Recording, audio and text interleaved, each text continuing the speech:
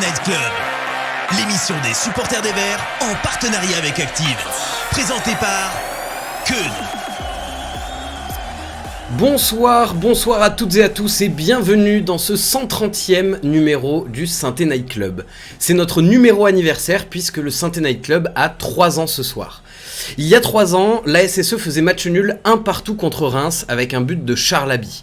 Alors suite à ce match légendaire dont tout le monde se souvient par cœur, comme par exemple de cette 79e minute où Nathanaël Mboukou côté Reims a pris un carton jaune, eh bien l'équipe de Synthé Inside se rassemble et convie Timothée Mémon pour une émission qui elle aussi restera mémorable puisque la diffusion aura un gros point commun avec la rencontre évoquée plus tôt, les problèmes techniques. 3 ans plus tard, après avoir accueilli des invités exceptionnels comme Julien Cazard, Nicolas Marin ou encore Johan Mollo, le Synthé Night Club est toujours là, malgré la Ligue 2, malgré les résultats en dents de scie, et est devenu l'émission préférée de tous les supporters des Verts. Sondage réalisé par mes soins auprès d'une audience composée de mon cousin et mon grand-père. J'en profite pour saluer Timothée Chalamet qui doit probablement être sur Twitch actuellement pour écouter notre débrief de PFC à SSE sous la pluie et lui rappeler par la même occasion que j'ai fait le conservatoire de théâtre et que je suis dispo pour le tournage de Dune 3. En tout cas, je suis ravi de vous accueillir ce soir pour les 3 ans du Synthé Night Club et pour cet anniversaire, on a fait appel à 2 chroniqueurs d'exception, tous 2 amoureux de notre écusson à l'étoile tricolore. Avec nous ce soir, Jessie Moulin. Bonsoir Jessie. Bonsoir tout le monde. Comment vas-tu ? Ça va très bien. J'étais un peu à la bourre, mais ça va très bien. Très content de débriefer encore pour notre chère équipe qu'on aime tant. Tiens, d'ailleurs, j'évoquais vite fait le blason, le nouvel écusson. T'en penses quoi de ce nouvel écusson, toi, d'ailleurs ? Bon, comme à chaque fois, ça tranche un peu. On aime bien à Synthé un peu les... on est toujours... on aime toujours un peu ce qui est ancien, on pense toujours un peu à ce qui était avant, donc ça tranche un peu, mais voilà, on va s'y habituer, on va s'y faire. Comme le Japon, un écusson entre modernité et tradition. Ouais, voilà. Également avec nous, le parrain de notre émission qui nous accompagne depuis le début, depuis la toute première, Timothée Mémon. Bonsoir Tim. Bonsoir à tous, joyeux anniversaire, bravo pour ce que vous faites depuis 3 ans, c'est grandiose. Et puis je suis ravi que Jessie arrive en reconnaissant que ce qui en est en retard, c'est de son fait, parce que je crois que je vais te rentrer dedans, Jessie, aujourd'hui. Je te l'annonce. Ok. Très bien. Merci. Tu vois, tu vois Bruno Irles, mais en pire. Super, le PTSD, ça rappelle des bons souvenirs. Non, pas tellement personnellement, mais bon, après, c'est comme ça, des fois, voilà, les coachs, il y en a qui sont en effet pour s'entendre, il y en a d'autres que non, donc voilà, on va tirer sur personne. Tu as invoqué d'autres noms. Oui. C'est bien, ça va chambrer ce soir. Tim, vite fait, je sais pas pourquoi je vous pose cette question ce soir en particulier, mais toi, t'en penses quoi du nouvel écusson ? Moi, je l'aime assez. Bon, je suis d'accord avec Jessie. On est tous un peu conservateurs à Saint-Étienne. On veut pas changer de stade. On veut pas que le stade change de forme. On veut pas que la couleur change. On voudrait pas descendre en Ligue 1. Bon, ça c'est normal. Mais pour l'écusson, je trouve que justement, il a un petit côté un petit peu vintage, un petit peu rétro. Il me déplaît pas. C'est dans l'air du temps de changer ses logos. Je suis content qu'on n'ait pas un logo graphique façon Juventus. Ouais. Moi, quand il y a eu le changement de l'écusson, c'est le premier truc que je me suis dit, putain, j'espère que ce sera pas en mode Juventus ou FC Nantes, là, ultra design, ultra épuré. Et puis de toute façon, il y a un truc qu'ils peuvent pas enlever, c'est l'étoile. Hein. Ah bah ça c'est sûr. Ça c'est clair. Et tu vois, j'allais déraper d'entrée, Jessie, et je vais déraper, tant pis. La vérité, c'est que Lyon a sorti une espèce de gamme rétro avec leur gros logo bicolore avec le OL. Alors ça reste le logo de l'OL, mais justement je trouve que cette gamme, elle est pas dégueulasse. Si on se met dans la peau d'un supporter de Lyon, j'irai pas l'acheter, rassurez-vous. Et en fait, je trouve ça plutôt réussi, ces logos qui choisissent l'axe vintage que l'axe ultra moderne, comme je prends un exemple. Et si tu te mets du côté stéphanois, il est comment le logo ? Dégueu. C'est ça qu'on veut. Bon, et après avoir annoncé 2 beaux gosses et comme on doit respecter la parité, j'accueille Karl ce soir. Bonsoir Karl. T'es vraiment un petit con. Non mais t'inquiète pas, je suis pas en train de dire que tu es moche, je dis que on est moche tous les deux comparé à Jessie et Timothée quand même. On a le regard le plus puissant de la télé française et la plus belle barbe du football français, donc c'est logique. Si je suis dans le même bateau que toi, ça me va alors. Bon, en tout cas, bienvenue à tous, bienvenue à toutes pour ce troisième anniversaire du Saint-Étienne Night Club. On est là pour débriefer le match contre le PFC de ce week-end. On va se projeter également sur les échéances à venir. Et puis, on jouera au SNC Challenge comme chaque semaine depuis le début de saison. Alors, c'est parti, débrief. Active Saint-Étienne Night Club, le débrief. Bien messieurs, alors on va évidemment commencer avec la rencontre de ce samedi contre le Paris FC, qui était un match qu'on va qualifier de compliqué à tout point de vue. Rapidement, vos impressions sur le match, qu'est-ce que vous avez envie de retenir de cette rencontre? Je commence avec toi Jesse.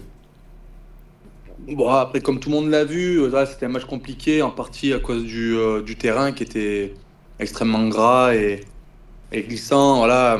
Donc, moi, ce que j'en retiens, c'est que on avance quand même à l'extérieur. Un point, c'est un point. On perd pas. On continue d'être dans une petite série. Ok, on brise la série de victoires, mais on continue dans une certaine série d'invincibilité. On prend pas de but. Donc, voilà, même si le match a été un peu plus pauvre en occasion et dans le jeu, pour moi, je suis content de prendre un point à Paris.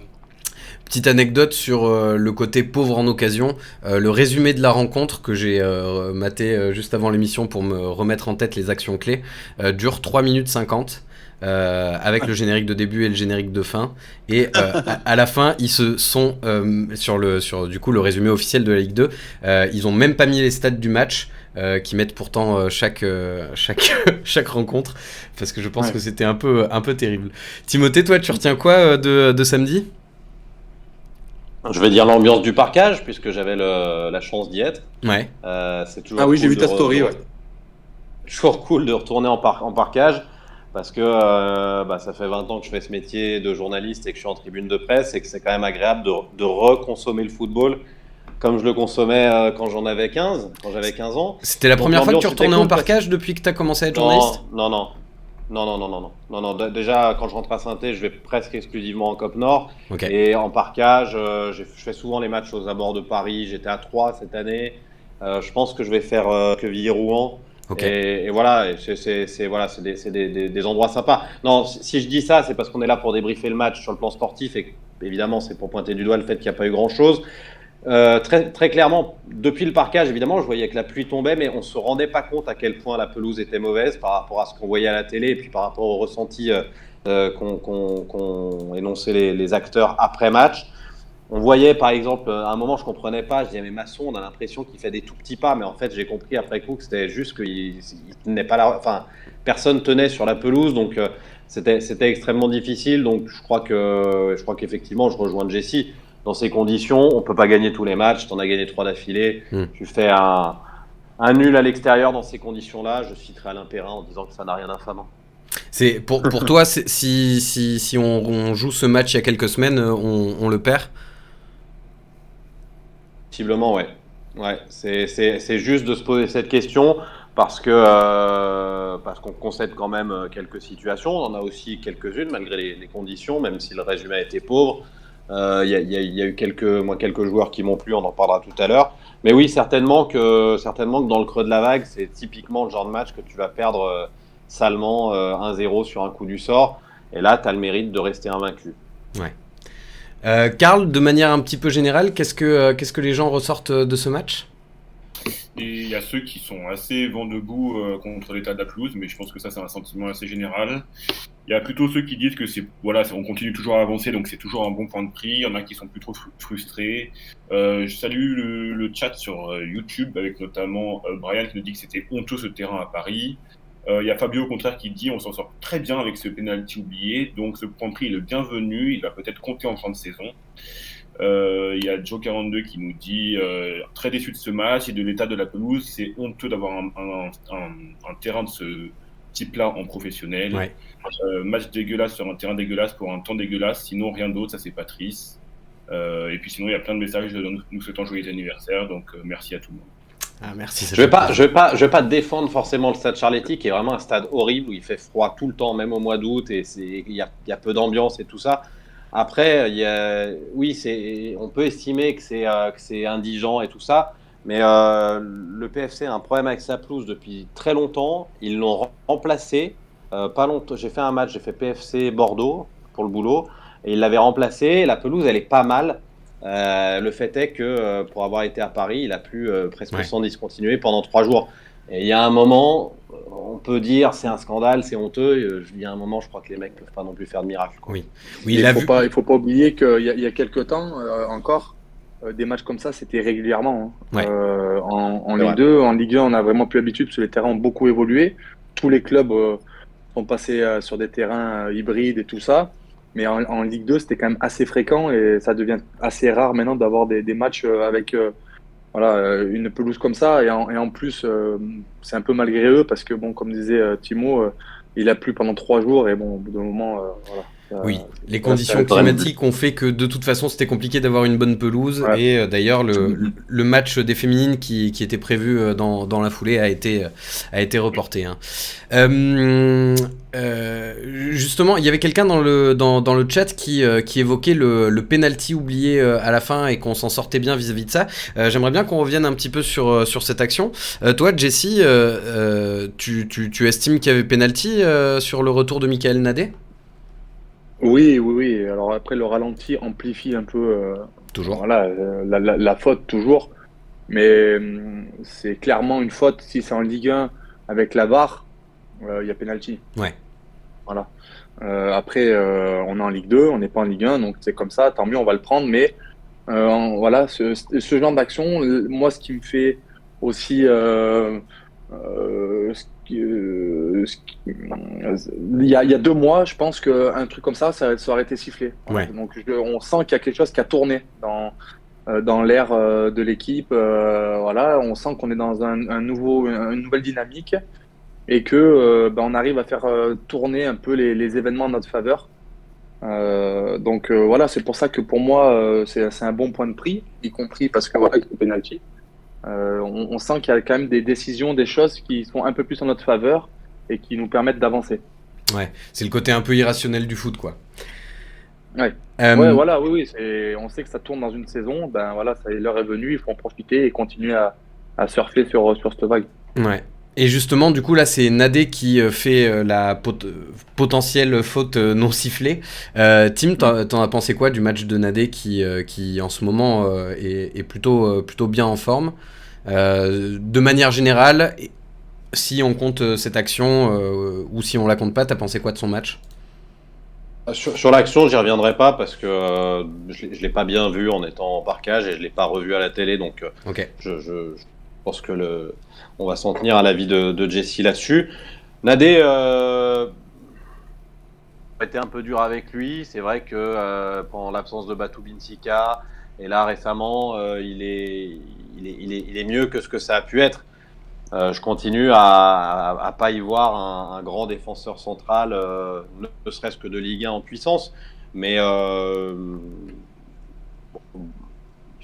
dans ce match-là, avec ces conditions-là, il fallait faire preuve de sérieux. Il l'a fait. Moi, ce qui m'a plu, c'est qu'on a quand même la sensation depuis le début de la saison que le leader de la défense, c'est plutôt Briançon, et que Batou Binsika, avec ses qualités à lui, qui sont différentes, mais entre guillemets, prend sa roue, est un peu son sergent, et je trouve que Batou Binsika a bien endossé le rôle de leader. Ouais. Ça m'a plu. Je pense que la CAN lui a fait beaucoup de bien. Je vous ai affiché les stats là de Batou Binsika. C'est vrai qu'il y a notamment le côté 12 duels gagnés sur 13 qui est assez joli à voir. Karl, dans le chat, par rapport à du coup la faute de Nadé et l'image globale de son match. Écoutez, évidemment que pour tout le monde dans le chat, il y a penalty indiscutable. Okay. Penalty sans problème pour Ojo 42. David qui nous dit s'il n'y avait pas la VAR, c'était péno et on perdait ce match. Il y a penalty sur la faute de Naté 100 fois. Après, évidemment, qu'il y a Pascal, sinon, plus globalement, qui nous dit que Nadé est rassurant tout le match, sauf sur ce penalty-là, mais peut-être qu'il ne faut pas oublier, évidemment, les 80 premières minutes. Batou Binsika est meilleur que Briançon. Pour moi, personnellement, ça c'est Ojo 42. Il y a Romain qui pose la question, est-ce que Batou Nadé ne serait pas la meilleure paire aujourd'hui pour la SSE? LB Show qui va dans ce sens-là et qui dit Batou Nadé, je préfère à Batou Briançon. Batou Binsika, très bon match. Il y a Céline qui nous dit qu'il faut peut-être souligner les performances exceptionnelles de Nadé en ce moment. Hormis ce week-end où il aurait pu causer un penalty, en ce moment il est très solide et rassurant contrairement à il y a quelques temps. Exceptionnel, je dirais pas ça non plus, mais c'est vrai que depuis le retour du nouveau coach, l'arrivée du nouveau coach, il est quand même Il est il est solide. remis sur le devant de la scène Ouais. et il a saisi sa chance. Hein, il fait des bons matchs, il est dans ce qu'il sait faire. Voilà, c'est un défenseur assez rugueux. Il faut pas qu'il en fasse trop comme on voit sur le penalty, mais enfin sur le possible penalty. Voilà, après, au niveau de ces trois joueurs en défense, ils ont chacun leur qualité et ils se complémentent assez bien. Mais c'est vrai que là, sur un match comme ça, on prend pas de but. Ils ont été quand même assez cohérents et solides. Donc bon, à voir pour la suite. Ouais. Bon, c'est vrai que ça fait partie de cette Pondérer. Ouais, sur le fait de pondérer le côté exceptionnel, vraiment, Jesse me l'a enlevé de la bouche. Exceptionnel au regard de ce à quoi on s'attend de Nadé et de son absence de progression, ou presque, sur ces 4 dernières années. À ce moment-là, Bah, c'est oui, un peu c'est le presque problème exceptionnel. de Mais ouais. Mika, c'est qu'il fait des belles choses et dans la continuité, quand on veut l'installer, ou enfin il doit s'installer, après c'est plus compliqué. Voilà. Mais sur un match, sur 2 matchs, voire 3 matchs, il est capable de faire des très belles choses, mais après dans la constance et pour s'installer au poste, c'est plus dur. Après, est-ce que c'est parce qu'il est jeune et que il va prendre en maturité à un moment donné et être constant, être régulier? Voilà, c'est vrai que c'est un peu comme les résultats de Saint-Etienne cette année. On y croit souvent et puis il y a une petite rechute qui nous fait un peu dégonfler le soufflet. Donc, Ouais.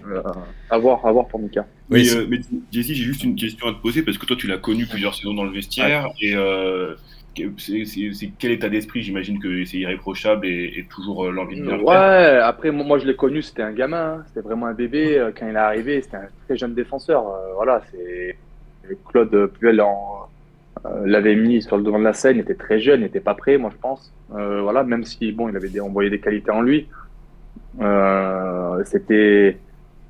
Il m'en voudra pas si j'évoque cette anecdote, mais c'était un défenseur enfin moi je finissais devant lui au Stade VMA. Il est arrivé et je pense qu'il s'est mis vraiment au travail quand il a vu qu'il avait une chance d'en faire vraiment réellement son métier et d'avoir l'ambition de prolonger, de s'installer. Voilà, il est arrivé, comme je te disais, un peu. Puis elle est arrivée, a vu des jeunes et il les a lancés de suite. Et même eux, je pense qu'ils n'attendaient pas les jeunes. Donc ils étaient pas spécialement prêts, ni physiquement, ni mentalement.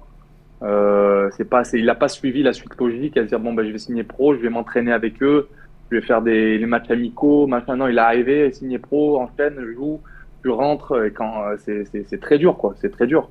Donc je pense qu'il s'est quand même mis un peu au diapason et s'est professionnalisé rapidement quoi. C'est quand même pas le même joueur que quand il a débuté.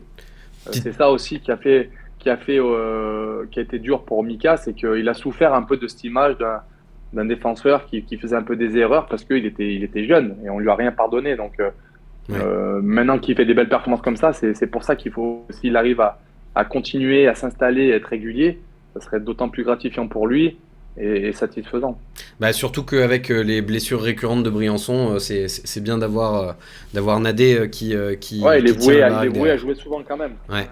Petite précision pour ceux qui se demanderaient, le test VMA c'est un test qu'on fait souvent en début de saison, c'est un test physique pour calculer la VO de max. Voilà, c'est vraiment le test physique par excellence du début de saison que en général pas grand monde apprécie. Vu qu'on... Ouais. Ah, non, c'est tout. Ok. Tout. Vu qu'on est sur les... On n'aime pas trop ça. Ouais, j'en ai fait un petit peu aussi à une époque. Ta meilleure intervention, Jesse. Tant qu'on est sur les individualités... Je te lâcherai pas. Tant qu'on est sur les individualités, je veux bien vous demander vos tops et vos flops. Tim, si tu devais me citer les tops de la rencontre pour toi, et je vous le demande aussi dans le chat, si vous pouviez me citer vos tops de la rencontre. Je vous écoute. Alors, mon top de la rencontre, ce serait peut-être Kebal, mais je crois qu'on est là pour parler des Stéphanois. Je l'ai dit, Batou Binsika, encore une fois, j'ai bien aimé qu'il endosse ce rôle de taulier. Ouais. Il a été agressif, ce qu'il faut, bon dans les duels. Mon conduit a été plutôt bon, et on voit quand même que c'est un garçon, quand il arrive à enchaîner un petit peu, à avoir le physique, bah, c'est quand même un mec qui fait du bien au niveau Ligue 2. Et puis, en fait, j'ai pas trouvé que c'est le meilleur match de Cardona, mais j'ai aimé Cardona parce que c'est le seul qui m'a donné la sensation qu'il pouvait se passer quelque chose. Voilà. Que l'étincelle pouvait venir de lui, ouais. C'est vrai qu'il a vraiment multiplié les appels sur Voilà, son côté. outre le poteau, ouais, outre le ballon qu'il met sur le poteau, là, en dehors de ça, voilà, quand le ballon lui arrive, il n'y a pas beaucoup de joueurs à Saint-Étienne où tu as un petit frisson en te disant Ouais. il peut faire quelque chose. Lui, ses prises de balles sont souvent bonnes, il se met dans le sens du jeu. Donc je sais que sur la rencontre en question, sur celle de samedi, ses stats pures et dures sont pas très bonnes, mais moi, dans le ressenti, j'ai bien aimé. Voilà. Ok. Jessie, toi, si tu devais donner tes tops de la rencontre? Ouais, moi pareil, Cardona, Timo a tout dit. C'est vrai que on sent qu'il est sur la dynamique un peu de son arrivée encore. Voilà, il marque, il est en confiance, donc il tente, il fait des choses, il fait beaucoup d'appels, il demande le ballon. Donc c'est vrai si en regardant le match, si ça devait arriver d'un joueur, on sentait que l'étincelle pouvait arriver de lui. Ouais. Après, j'ai bien aimé aussi Yvan Masson. Ouais. Qui a pareil, qui a eu beaucoup d'activités sur son côté. Il est bien On physiquement, voit qu'il est Ivan toujours, Masson, depuis son retour. il est très bien. Et puis c'est un joueur qui a beaucoup d'activités d'habitude, mais là on sent qu'il est encore dans qui fait tout encore pour se faire pardonner. Alors Ouais. que je pense que bon, c'est un peu derrière lui cette histoire. Mais quand même, il insiste, et ça, j'adore l'état d'esprit. Voilà, il montre que même quand bon, l'histoire s'est un peu tassée, il est quand même là et il essaye de faire toujours le truc un peu en plus pour faire comprendre à tout le monde que bon, bah, il est là et c'est pour faire monter le club, ou du moins pour l'aider au maximum, et qu'il regrette ce qui a été dit, et puis voilà, que c'est du passé. Ok. Et Et je mettrais Larsonneur parce qu'on n'a pas pris de but. Ouais. Pour les gardiens, voilà. Je sais que Timo, il n'aime pas les gardiens, mais Oui, Ouais. et puis au-delà du on n'a pas pris de but, c'est pas on n'a pas pris de but parce qu'il y a eu. T'es vraiment une mauvaise personne. C'est incroyable. C'est Les gens vont savoir à quel point tu es mauvais, à quel point tu es odieux. La France va savoir. Et ce soir, la France va savoir. Et on se retrouvera dans les urnes, monsieur Moulin. méfie-toi que ça se retourne pas contre toi, Timo. Attention. La France se rend surtout compte pourquoi Jessie a été aussi important dans le vestiaire pendant tout son passage à Saint-Étienne. Et ça, c'est beau. C'est important, les chamboirs. Je sais pas. Et puis, j'ai vu que les gens dans le chat avaient donné leur top et leur flop en même temps. Donc, avant de prendre les flops du chat, je vais revenir vers vous. Timothée, toi, tes flops sur la rencontre, ce serait qui ? Sissoko, parce Ouais. que, c'est très dur de dire Sissoko, mais Sissoko, dans un match Ouais. comme ça, il a un match qui est difficile, où il y a peu de ballons qui arrivent, où il est en bout de chaîne, donc forcément, c'est un match difficile, mais justement, j'aurais aimé il l'a fait en deuxième période, mais qu'il vienne participer un petit peu plus, tu vois, qu'il vienne, vu que son équipe n'y arrivait pas, il avait le droit de participer, de décrocher un petit peu plus bas, donc je vais le citer. Et j'ai trouvé Mboukou un peu moins bien que ce qu'on avait pu voir. Ouais. Et puis Fomba, Fomba, il s'est fait bouffer. Hein. c'est pour l'ensemble de son œuvre en fait. Mais je sais que c'est dur, et c'est d'autant plus dur quand il y a quelqu'un comme Jessie qui est là et qui sait ce que c'est que d'avoir été sur un terrain et tout ça. Et c'est difficile de cintrer les mecs, mais la vérité, c'est que Fomba, depuis qu'il est à Saint-Étienne, je me demande ce qu'ils font en Ligue 2, et voilà, et je vois pas le niveau suffisant, quoi, en fait. Ouais. Tu rejoins l'analyse de Tim, Jessie ? Alors, pour rejoindre Tim qui m'a tendu la perche, c'est vrai que moi, en tant que joueur, et voilà, j'ai beaucoup de mal à chaque fois, même si j'adore être avec vous, débriefer, parler du club, j'adore ça vraiment, ça me passionne. Regarder les matchs et tout ça, en parler, mais trouver des flops, c'est vraiment le truc le plus dur que Ouais. dire les noms pour des flops. J'ai vraiment beaucoup de mal parce que je les connais pas ces joueurs. Hein. J'ai jamais joué avec eux, vraiment. Mais même s'ils ont été nuls, il y en a, j'ai du mal à le dire quoi. Encore, parce que j'ai encore mon truc de joueur qui est là, comme si, enfin voilà, voilà. Donc quand moi souvent, voilà, quand je dis un flop. Je dis plutôt, moi je voulais parler d'Mboukou, mais j'allais dire que c'est parce qu'il nous a laissé sur des belles choses, on l'a un peu moins vu. Voilà, il a un peu moins percuté, mais bon, sur un terrain comme ça, je trouve toujours des excuses pour les flops. Ouais. Voilà, donc Mboukou, c'est vrai que Sissoko c'est pareil, avec un terrain comme ça, c'est compliqué. Fomba, ça a été très dur dans toutes ses prises de balles, prises de décision, voilà. Donc, parce qu'il en faut dans un match, il y en a qui sont un peu moins bien, donc. Voilà, j'aurais cité ceux Ok. qui ont un peu qui ont fait les moins belles choses ou qui ont touché le moins de ballons ou qui en ont fait qui ont touché des ballons mais qui en ont fait qui l'ont pas qui est pas ressorti le meilleur de même sur le match. Voilà, mais c'est vrai que c'est assez compliqué pour moi de donner des flops. Ok. Karl, du coup, je viens vers toi. Désolé, j'ai laissé passer un petit peu de temps, mais j'ai vu qu'il y avait pas mal de gens qui s'exprimaient sur les tops et les flops de la rencontre.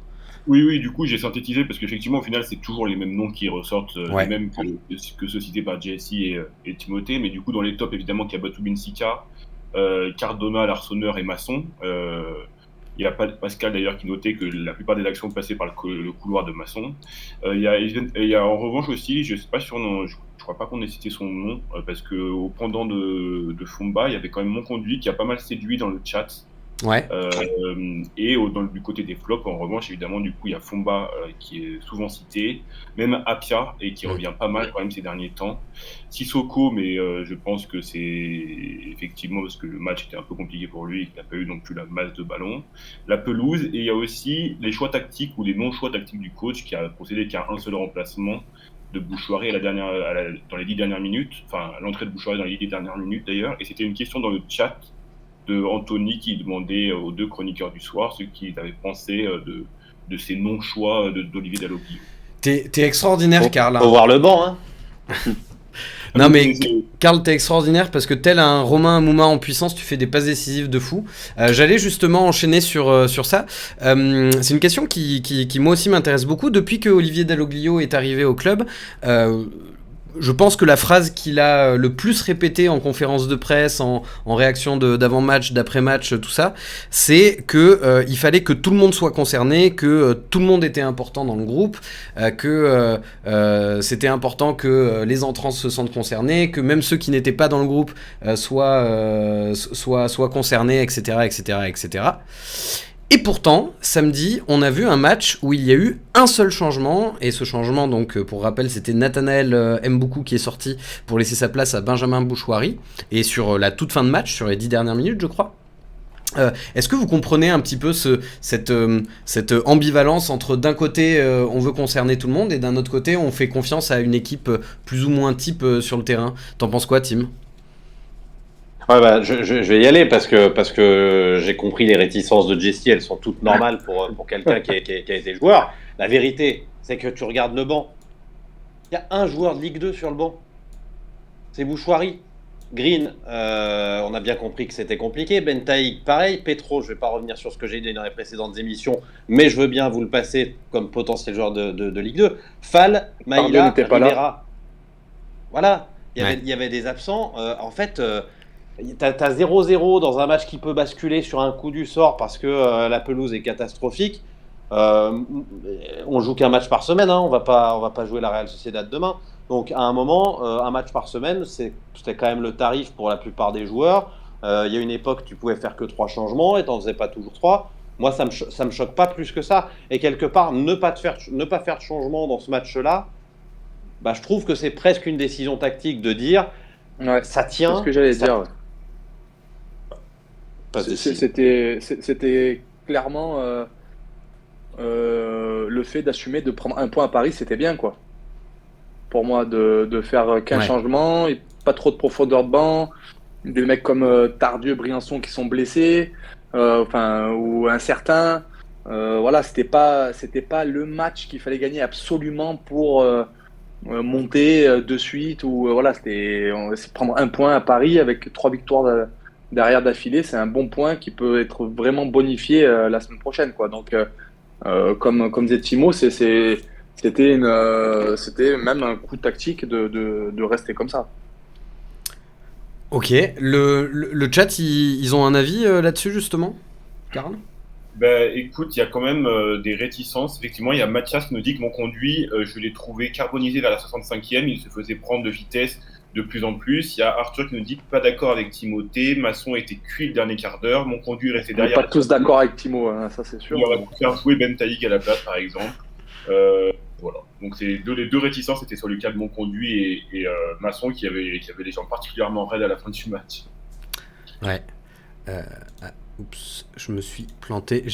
Alors, petit mea culpa, le classement que je viens de vous afficher n'était pas du tout le bon classement. Je me suis gouré de slide. Voilà, celui-ci, avec Saint-Etienne 4e, c'est le bon. Et bien justement, Saint-Etienne est actuellement 4e avec 42 points. Est-ce qu'on s'arrête là parce que 42 pour Saint-Etienne c'est pas mal, ou est-ce qu'on vise plus haut? Alors, j'imagine qu'on vise plus haut, mais dans cet objectif-là de viser plus haut, est-ce que selon vous, à cet instant de la saison, on peut se dire que top 5 c'est déjà bien, qu'on peut viser la 3e place, ou même carrément viser les 2 premières places et espérer une montée directe? À quel niveau d'optimisme on se place sur l'échelle de l'optimisme, Jesse, selon toi? Ben, à l'image un peu de la saison, tout peut arriver. Tout peut arriver. On est quand même qu'à 5 points de la 10e place, faut pas l'oublier. Donc ça peut aller très vite. Mais voilà, on voit à chaque fois qu'on discute, moi, quand j'allais voir les matchs en tribune, voilà, c'est toujours pareil. Une série, 2, 3, 4 matchs et paf, on recolle. Ouais. Et là, on a fait plus que recoller, qu'on a failli accrocher le top 2 à un moment donné. C'est voilà, si on ils ont publié un peu là cette semaine Saint-Etienne qu'on était meilleure défense du championnat. Déjà ça, Tout à fait, avec pour 23 buts monter, encaissés. voilà. Pour monter, ça pour moi c'est une évidence qu'on doit être dans le top 2, top 3 des meilleures défenses. Donc si on reste comme ça déjà, ça va nous amener des points. Et voilà, quand on prend pour citer Antonetti, si on prend pas de but, on perd pas. Donc on avance. Voilà. Donc ouais, ben, pour moi, on peut aller chercher plus haut. Ouais. On peut aller chercher plus haut et on doit essayer d'aller chercher plus haut. Et dans ce plus haut, tu vois plutôt la 3e place, la 2e place. La première, ça va être compliqué, j'imagine. Ouais, c'est vrai que bon, Angers a un effectif quand même qui est différent de Saint-Etienne. Ils ont des joueurs ils ont plus de profondeur. Ils ont des joueurs qui étaient en Ligue 1. Des mecs comme Loïs, Diony, des mecs comme au milieu, comment ça s'appelle? Bon, bref, ils ont des joueurs qui ont évolué en Ligue 1, qui ont de l'expérience, qui savent gérer les fins de saison. Voilà, on a rentré dans les 10 derniers matchs, bientôt 11 derniers matchs. Voilà, ça va être le dernier coup de collier à mettre. Angers, pour moi, ça va être compliqué à aller chercher. Mais Laval à 3 points, c'est totalement un objectif. Totalement un objectif, et ça doit l'être. Laval, c'est quand même pas un club comme Saint-Etienne, même s'ils font une très belle saison. La logique voudrait qu'on soit au moins à égalité avec eux, quoi, qu'on passe devant.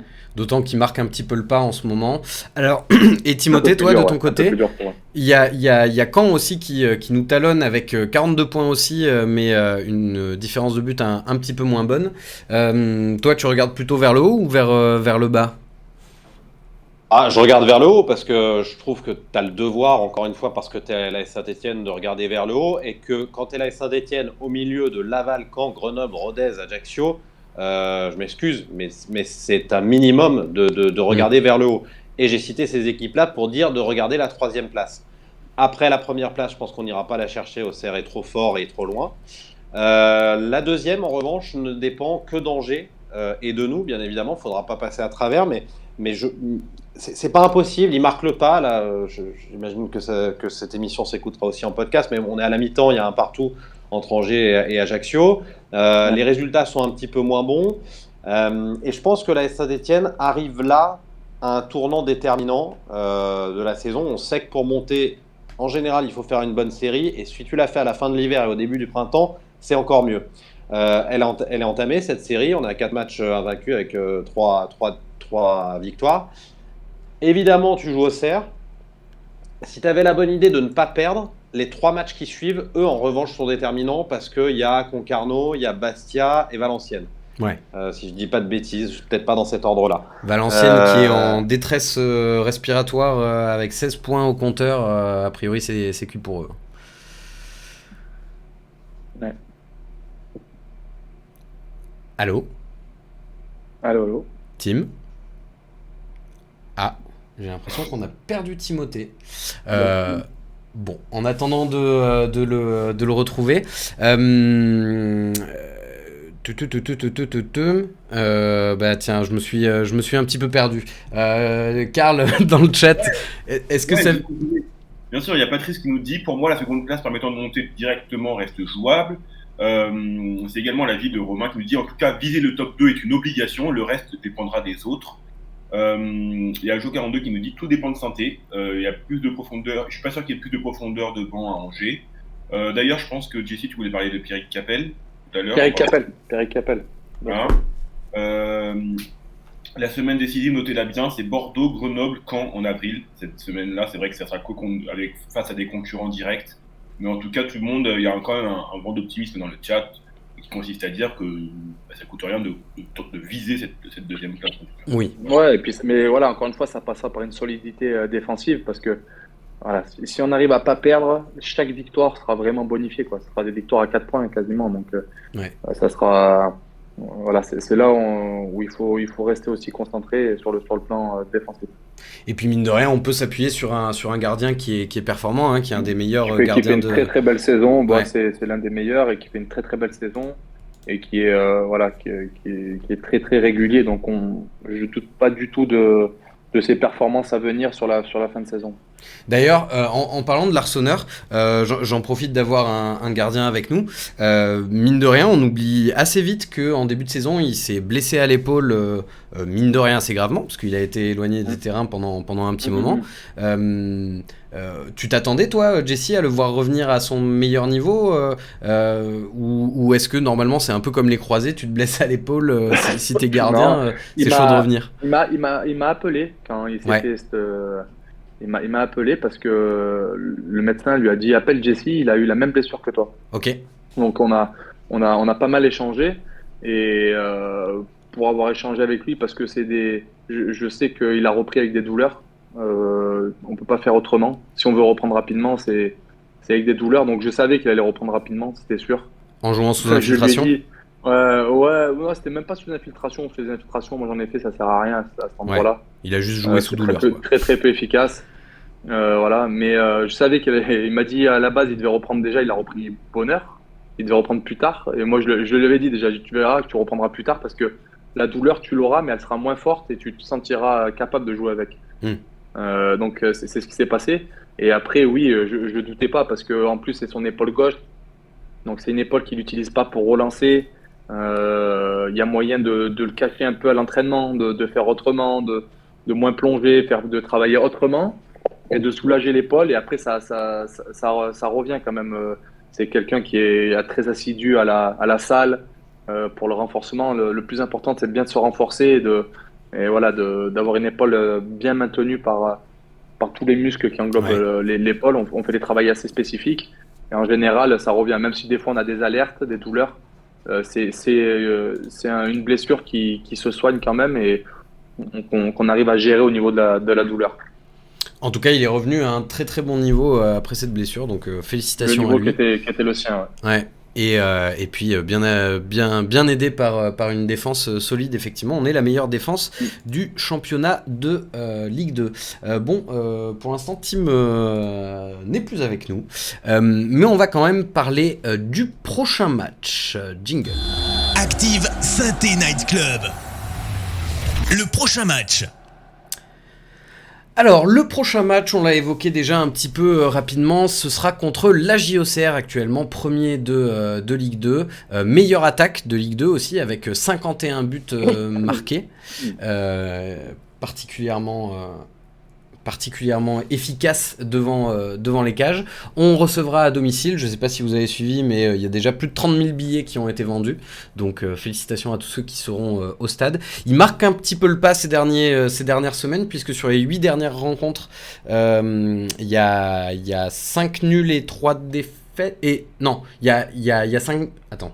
Oui, il y a 5 nuls, je crois, c'est ça. Donc, ils ralentissent un petit peu. Pour ce match contre la JOCR, déjà, mon cher Jesse, qu'est-ce que tu vois comme composition d'équipe ? On sait qu'il y a le retour de Cafaro et Tardieu à l'entraînement aujourd'hui. A priori, Wadji est toujours indisponible pour ce week-end. Ouais, c'est compliqué. Je vois peut-être un Tardieu à la place de Fomba. Ouais. Voilà. Est-ce que Briançon va reprendre sa place? Sûrement, en étant capitaine. Mais alors, du coup, si Briançon reprend sa place plutôt à la place c'est ça, de... qui sort? C'est ça. Qui sort? Ça, je laisse le choix au coach. Hein. Et ça sera un choix, je pense, au vu des entraînements, de la forme du moment. Personne ne sera mieux placé que le coach pour voir et choisir qui sera le plus apte à jouer. Voilà, je vois peut-être des changements comme ça. Sinon, dans l'ensemble, je vois un peu la même composition. Bon, on sait qu'a priori ce sera pas le cas, hein, parce que Olivier Dalloglio préfère largement jouer avec une défense à 4, mais tu l'envisagerais, toi, justement, pour profiter de la bonne forme de ces 3 défenseurs centraux, jouer avec une défense à 5 ? Non, on est quand même solide depuis quelques matchs à 4. Je vois pas l'intérêt de passer à 3 derrière, à part si c'est pour amener quelque chose d'offensif. Mais comme on disait, on est la meilleure défense. Il faut aussi jouer là-dessus, être solide. Et voilà, jouer la carte de passer à 3 derrière et de risquer d'avoir des petites incompréhensions ou de manque d'habitude, alors qu'en face c'est la meilleure attaque du championnat. Je vois pas trop l'intérêt, à moins que le coach dans la balance il voit l'intérêt offensif supérieur à l'équilibre défensif. Donc voilà, mais non, je pense pas. Je vois pas trop l'intérêt de passer à 3 comme ça. Et puis ça voudrait dire avoir des latéraux beaucoup plus offensifs, et autant pour Ivan Masson, pourquoi pas, autant Denis Sapia, ces derniers temps quand même offensivement c'est compliqué, il a du mal notamment sur les centres. Et par rapport à Nathanaël Mboukou, Mathieu Cafaro, si Cafaro est dispo, tu remets Cafaro à la place de Mboukou? Je pense que oui, je remets Cafaro à la place de Mboukou et je garde Mboukou pour une fin de match. Voilà, s'il y a l'opportunité, si on est mené d'un but ou si on est beaucoup mieux physiquement, qu'il y a 0-0 pour le dernier quart d'heure, des choses comme ça, c'est quand même quelqu'un qui est capable de dynamiter, qui est très très vif et qui apporte énormément d'énergie, surtout quand il rentre comme ça. Donc voilà, et Cafaro, on voit que quand il n'est pas là, quand même, le jeu n'est pas le même. Il apporte beaucoup de choses. Il y a aussi de la grinta, de la percussion. Il essaye vite de rentrer dans les surfaces adverses. Donc je pense que Cafaro sera le favori pour le 11 de départ. Oui, et puis Mboukou, comme tu le dis, en sortie de banc pour apporter de la percussion, un petit peu de dynamisme sur la fin de match. Je pense qu'il est mieux dans ce rôle-là pour le moment que dans un je suis d'accord. De titulaire et voilà. Au vu de la composition d'équipe qui est affichée là sur le stream, le chat, ils ont des choses à dire, Karl ? Alors écoute, j'étais en train de me connecter avec Tim, donc il va arriver. Je reprends. Il y a Joe42 qui nous dit une défense à 3, non merci. Il y a Patrice qui recontextualise la rencontre en disant la meilleure attaque contre la meilleure défense, c'est souvent une belle confrontation. Ils font gagner pour ne pas être décrochés de la 2e place. Il y a David qui s'interroge, qui dit je me demande si contre Auxerre il ne va pas mettre Bouchouari titulaire, il va falloir de la percussion pour perturber cette équipe. Jo qui note que Mboukou est peut-être meilleur en rotation que dans la pose titulaire. Sur Bouchouari sur ce match peut faire du bien au milieu. Quand il est à 100%, Cafaro doit jouer, mais c'est l'interrogation. Mouefek, s'il est de retour, doit jouer à la place de Tardieu. Jo 42 ou à la place de Fomba, c'est pour Pascal, donc il y a 2 possibilités. Et sinon, pour Tony Duval, il n'y a pas photo, c'est à Nadé de sortir pour laisser sa place à Anthony Briançon. Voilà. Ok. Alors, Tim, est-ce qu'on t'entend ? Vous m'entendez là, moi je vous parle. Yes, parfait, on t'entend nickel. Il y en a qui arrivent un peu à la bourre, mais il y en a qui quittent l'émission comme ça. Tu sais Chacun. ce que c'est, Jess, si c'est les connexions à Paris, c'est de la merde. Hein. C'est grande ville là, ça sert à rien. C'est la pluie parisienne. On parlait du coup, Tim, du match à venir contre Auxerre ce samedi, donc avec une belle affluence déjà annoncée avec plus de 30 000 billets vendus. Et on parlait de la composition d'équipe et avec Jessie, on envisageait du coup Florian Tardieu qui prendrait la place de Lamine Fomba, Cafaro s'il est dispo, on sait qu'il est de retour à l'entraînement aujourd'hui, qui prendrait la place de Mboukou. Qu'est-ce que tu verrais comme changement ? Est-ce que déjà sur le choix de la charnière centrale, est-ce que Briançon, s'il est dispo, reprend sa place en tant que capitaine, et si oui, à la place de qui ? Moi, si Briançon reprend sa place, c'est à la place de Nadé. Pour moi, c'est une évidence. Encore une fois, Nadé a pas démérité, il a même fait des bons matchs. Mais s'il y a une charnière qui est censée se dégager, c'est Briançon-Badoubinsika. Après, on peut aussi estimer que cette charnière-là a donné satisfaction contre le PFC et qu'elle mérite d'être conduite. Donc, il y aura un choix à faire. Juste au moment où je me suis reconnecté, j'entendais parler d'une défense à 3. Je suis pas spécialement, je suis pas très partisan. Oui, je l'ai évoqué par principe, mais j'ai l'impression ouais. qu'on est tous d'accord pour dire que c'est ni une solution qui risque d'être envisagée par Olivier Dalloglio, ni une solution très enviable. On a l'air d'accord. Non, pour le reste, les joueurs que vous avez cités, effectivement, vu que Fomba, on est tous d'accord pour dire qu'il n'a pas fait un bon match samedi et que globalement c'est compliqué, s'il y a possibilité de le remplacer. Moi, j'appelle souvent à avoir des joueurs avec du QI football et même du QI tout court. Je pense que si tu peux avoir Tardieu et Monconduit, il ne faut pas nécessairement se dire que c'est soit l'un soit l'autre, que les deux peuvent jouer ensemble. Alors oui, je suis d'accord avec ce qui a été dit tout à l'heure sur la fatigue de Monconduit en fin de match, mais il est quand même mieux qu'il a pu l'être auparavant. C'est un joueur qui compense quand même parfois son manque de vitesse par une science du placement que peu de joueurs du milieu de terrain ont actuellement. Donc ouais, je suis d'accord avec ce que vous avez proposé, Cafaro et Tardieu qui viennent remplacer Fomba et pourquoi pas Mboukou, mais voilà, Mboukou après moi je le sacrifie pas non plus, hein. Ouais. Il peut rentrer à 60e. Et Mouefek, s'il est dispo samedi, comment on lui trouve une place dans cette équipe ? Parce que effectivement, Monconduit et Tardieu, ils sont quand même sur une belle période. On aimerait bien les avoir en tant qu'organisateur du jeu, mais du coup, Mouefek, ça lui laisse une place éventuellement à la place de Chambaud, mais Chambaud est censé être plus offensif que Mouefek. Est-ce qu'on lui fait une place à Emen ? Vu que Chambaud est notre playmaker et notre numéro 10, on peut pas l'enlever. Ouais. Je vous jure, ça me fait des frissons quand je le dis, ça m'a des petits réflexes vomitifs comme ça. Mais C'est méchant. Non, mais je suis pas méchant, mais en fait, c'est par rapport aux émissions précédentes. Moi, Chambaud, j'ai du mal. Après, il me donne tort depuis la deuxième partie de saison. Tant mieux, j'en suis ravi. Ça reste pour moi des joueurs assez limités, mais encore une fois, c'est toujours le décalage que tu as entre le supporter que tu es au fond de toi qui rêve Saint-Etienne en haut de la Ligue 1 et celui qui doit accepter qu'en Ligue 2, tu as des joueurs comme ça. Mais non, tu n'as pas nécessairement à lui trouver une place. Tu l'as dit, Dalloglio, il dit qu'il faut que tout le monde soit concerné. Et ben voilà, au hasard des suspensions, des blessures des uns et des autres, il y en a qui sortent un petit peu d'un registre de titulaires habituels, à eux de regagner leur place, à eux de faire des rentrées déterminantes et à eux de se montrer indispensables. Je pense que quand tu es Emen Mouefek ou Nadé, puisqu'on parlait de Nadé en défense, tu restes plutôt des jeunes joueurs qui sont plus complètement juvéniles, mais qui sont quand même plutôt des jeunes joueurs. Tu as le droit de les mettre sur le banc et de leur dire à vous de me prouver que j'ai tort.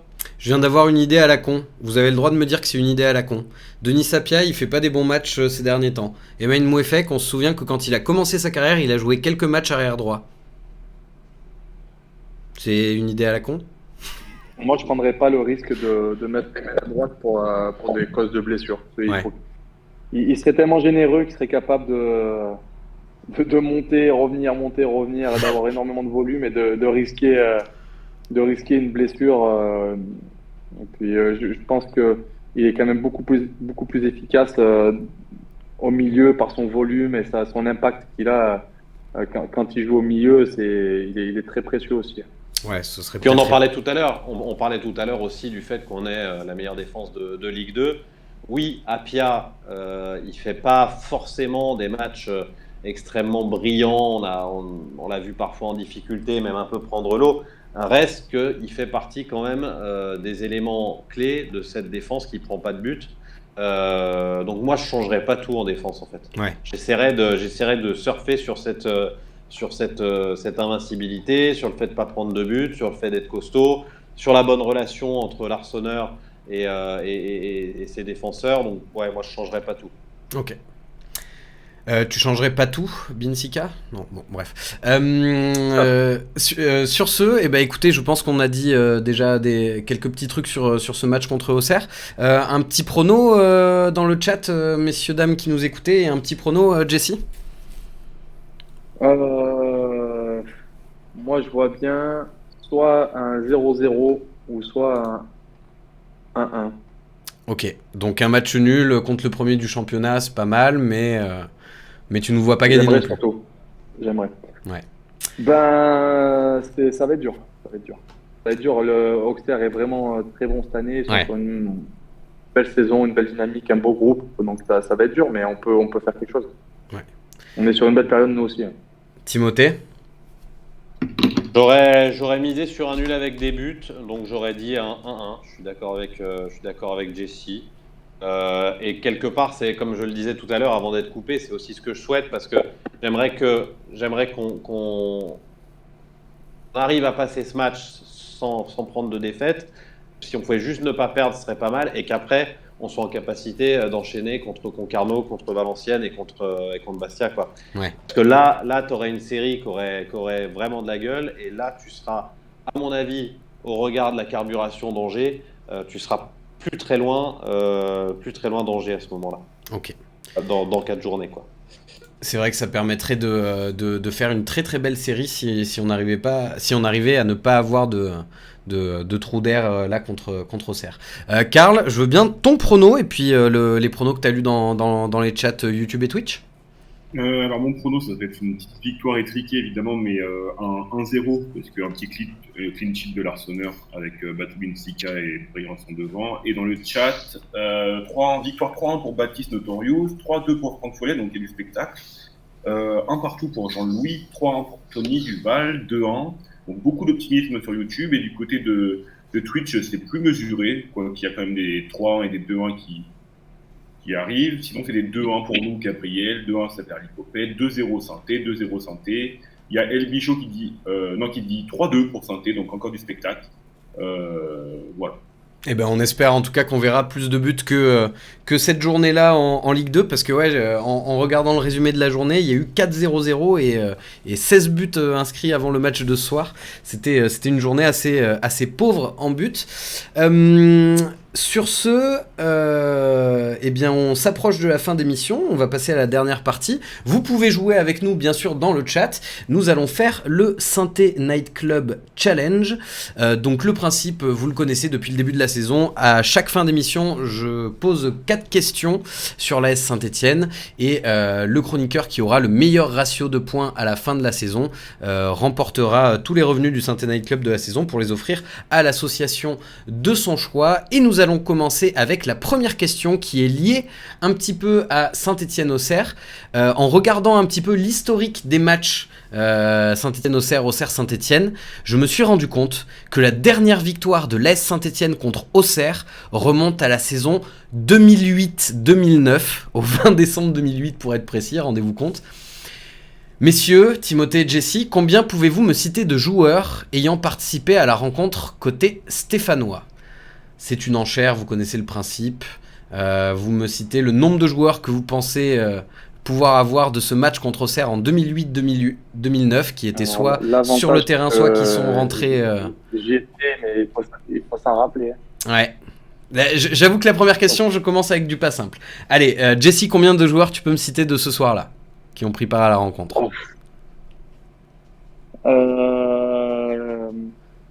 Allez, je vais dire. J'ai peur de la réponse de Timo. Commence par un petit je vais chiffre, dire, après tu pourras toujours surenchérir. Ouais, allez, je vais dire 6. 6. Timothée.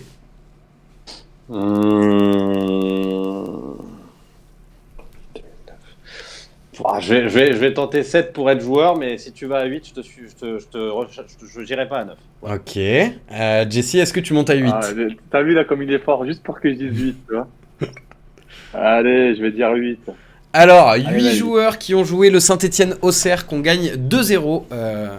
Ah, mais en plus, ouais, il faut dire ouais, parce que moi, je me rappelle un peu de l'effectif, mais qui a joué? Ah, bah c'est ça la question. Ouais. Allez, 8 joueurs, c'est parti. Dans les cages. Normalement, à cette époque-là, c'était Jérémy Janot. Jérémy Janot, ça fait 1. Il devait y avoir Baffé. Il y avait Baffé, effectivement. Il devait y avoir. Putain, mais je connais qui c'est qui avait, mais qui c'est qui a joué. Peut-être Miralas, Payet. Oh, Kevin Miralas, Dimitri Payet, ça fait 4. Je me rappelle, ils traînaient ensemble. Et qui pouvait y avoir. Est-ce qu'il y avait encore Fainduno à cette époque-là? Eh bien non, il n'y avait pas Feindouno Yeah. dans cette rencontre. Ah, putain. C'est donc perdu, le point va aller à Il Timothée. était dans l'effectif, par Ouais. contre.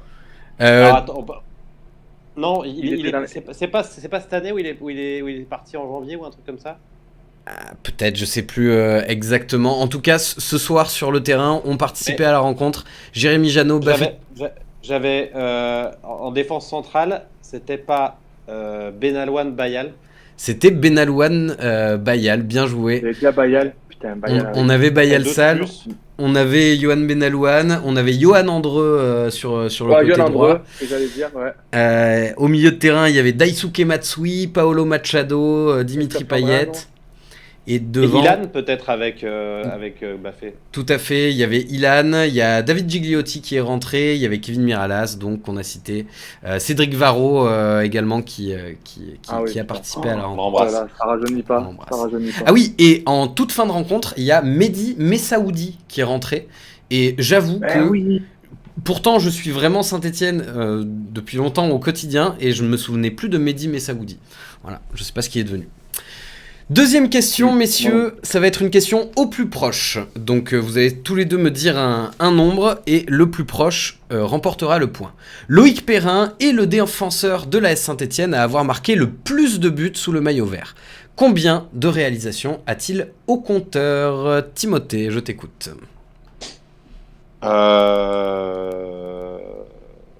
En match officiel, pas que championnat, ça compte aussi les coupes, tout ça. Je sais pas, je dirais entre 10 et 15. Je vais dire 13. 13. Jessie, tu dis combien? Pour faire plaisir à Timo, je vais dire 14. 14. Et ben c'est Jessie Prends qui pas de risque. l'emporte. Et vous étiez tous les deux assez loin, puisqu'il a quand même marqué 30 buts avec le maillot vert. Ah oui, quand même. Et ouais, c'est pas négligeable. Ah oui, hein, quand j'avais même. de la marge. J'avais de la marge. Et petite anecdote que j'ai trouvée en cherchant cette info, il est le 55e meilleur buteur de l'histoire du club. Ce qui pour un défenseur est vraiment pas Il mauvais. est dans toutes les stats, Loïc. Ouais. Troisième question, je vais vous donner la bio d'un joueur. Il va falloir trouver qui est ce joueur. Donc quand vous pensez avoir la réponse, vous dites votre prénom et je vous interroge. Je suis un joueur né en 1999 à Sarcelles. Je rejoins la SSE en 2014 en provenance de l'AAS Sarcelles du coup pour terminer ma formation. Je joue mon premier match en professionnel le 20 mai 2017 sous les ordres de Christophe Galtier à l'occasion d'une rencontre de Ligue 1 face à l'AS Nancy-Lorraine que nous perdrons malheureusement sur le score de 3-1. Je ne réussis pas à m'imposer réellement dans le groupe professionnel, alors bien que titulaire indiscutable avec la réserve, je pars en prêt pour 1 an à Quevilly-Rouen Métropole. Je participe activement à la montée du club de Quevilly en Ligue 2, alors la SSE me rapatrie à la maison. Malheureusement, je participe à la descente du club en Ligue 2. Timothée ? Nadé. C'est effectivement Mickaël Nadé. En étant apprécié par le coach Duprat, alternant le bon et le moins bon, je suis actuellement dans une bonne période sous le maillot vert. Je fête aujourd'hui mon anniversaire. Je suis Mickaël Nadé et j'en profite du coup pour lui souhaiter un très bon anniversaire de la part du Saint-Étienne Night Club en lui souhaitant encore plein de belles performances cette saison.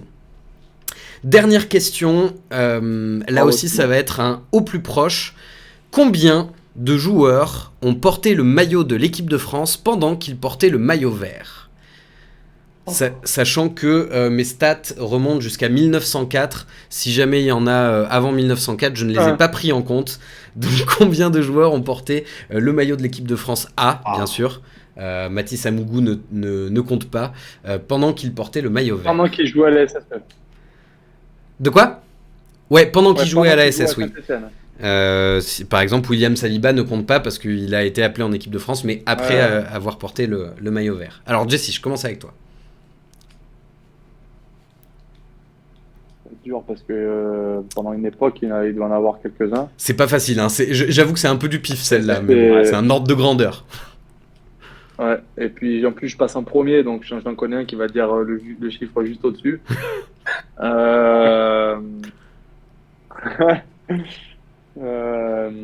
Qu'est-ce que je pourrais dire? Je vais dire, allez, une 40, ça fait beaucoup même 40 peut-être. Je vais dire une trentaine, même 30 ça me paraît un peu beaucoup. 30 ? Ouais. On valide 30. Tim ? Ouais, alors moi je dis beaucoup plus, parce qu'il me semble quand même qu'à une époque, l'équipe de France c'était quasiment la Saint-Étienne. Enfin, même qu'il y a une anecdote où il y a un match, il y a un match où il y a 9 joueurs de l'équipe de France qui sont stéphanois, je crois. Mais c'est dans les 50, des trucs comme ça. Du coup, moi d'instinct, je dirais, allez, tu me fais baisser mon chiffre, j'aurais dit plus, mais je vais dire 60. 60, eh bien écoute, tu es très proche Timothée, puisque c'est 58 joueurs qui ont porté la tunique bleue en même temps que la tunique verte. T'as vu, j'ai pas bandé mou, Jesse, j'ai pas dit 31. Ouais, mais je pense que tout à l'heure, quand t'as quitté, t'avais demandé les questions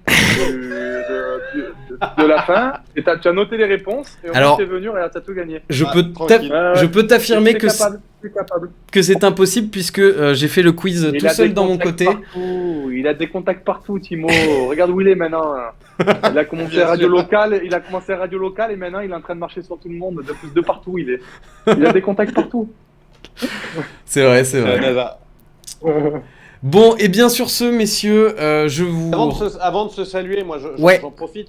Je profite d'abord pour avoir une pensée, puisqu'on a perdu aujourd'hui un ancien vert. Tout à fait. Kiss Rijvers. Et hasard de cette émission, on nous écoute aujourd'hui aux Pays-Bas, on nous écoute à Amsterdam, donc j'embrasse mon Fafou qui nous écoute, qui est un fan de la Saint-Étienne, un auditeur d'Active de la première heure, un super pote, quelqu'un de chouette, et donc voilà, donc je fais un coup double avec les Pays-Bas.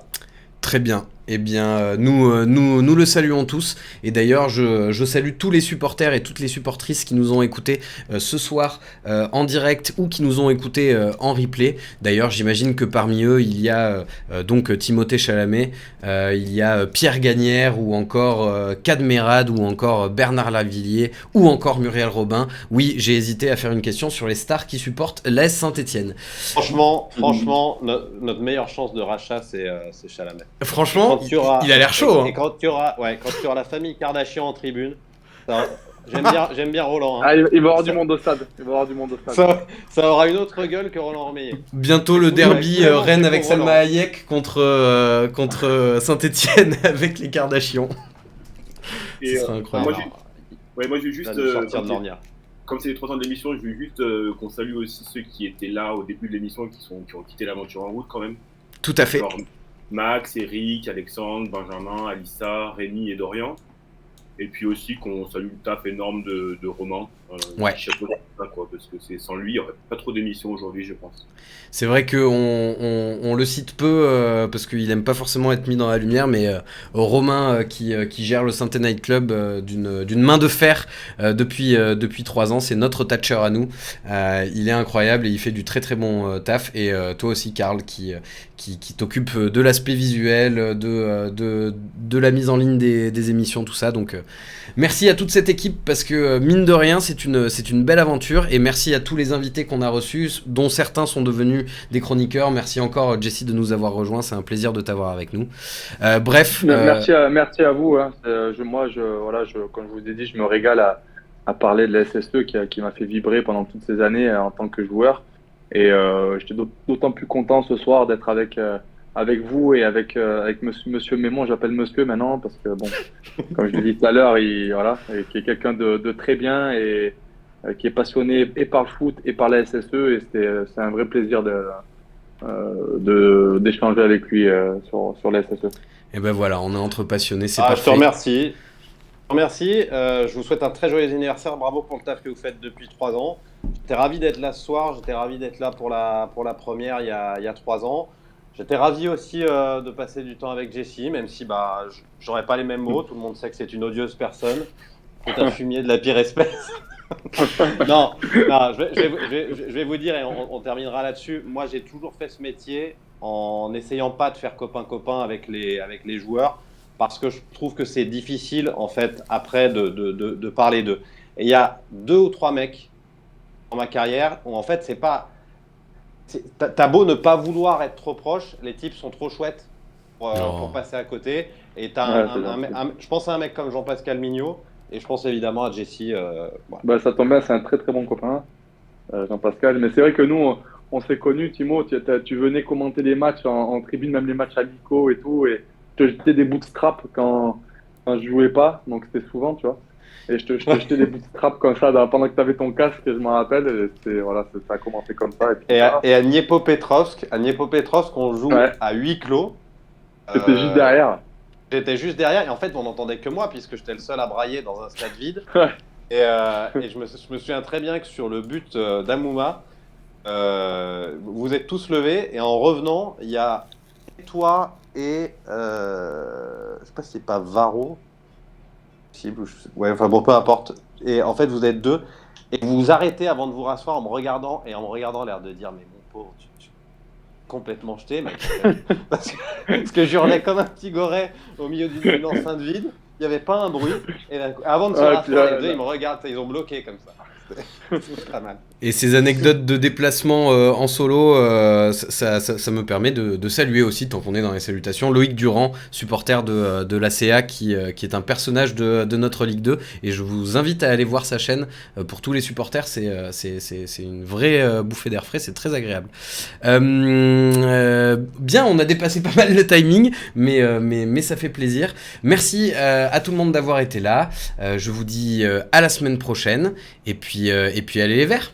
Ciao tout le monde. Allez les Verts. Ciao.